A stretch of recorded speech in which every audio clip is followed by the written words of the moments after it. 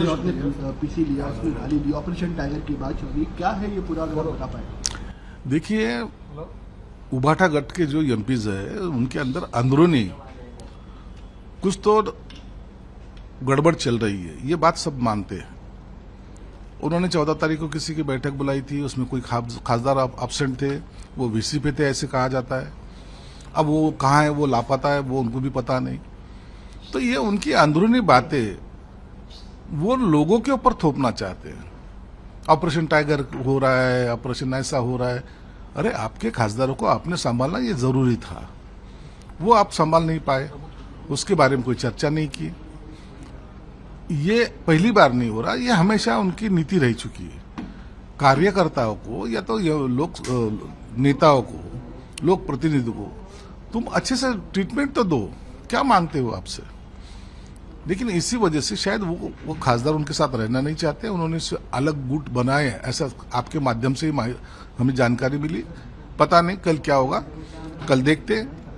ओम बिरला के पास जो जाएंगे तो उसके बाद वो सब राजनीति अपने समझ में आएगी। वजह क्या है, क्या रीजन है, सब जो एमपी जो चाह रहे हैं छोड़ कर, क्या ये वजह है? और बीच में हमने देखा संजय राउत ने गाली भी दी। देखो, संजय राउत ने अभी आपने देखा होगा प्रेस में उन्होंने गाली दी। अरे वो एक जिले का नेतृत्व करते हैं, बहुत साल के पुराने लोग हैं, इतने साल से काम कर रहे हैं।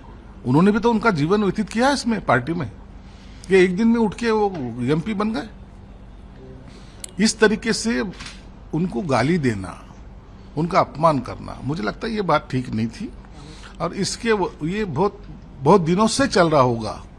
इसका नतीजा ये निकला कि वो आज खासदार उनके साथ में रहना नहीं चाहते। दिल्ली एकनाथ शिंदे भी दिल्ली गए हुए हैं, क्या उनसे कुछ मुलाकात होगी? देखो, एकनाथ शिंदे साहब का इस मैटर से कोई मतलब नहीं है। हाँ, कल को अगर कोई खासदार अगर आप बोलते कि हम आपके साथ काम करना चाहते तो उसको मना नहीं करेंगे, लेकिन अभी ये टाइगर वगैरह ऑपरेशन हमने कुछ छेड़ा नहीं है, ना हमने कुछ बनाया है।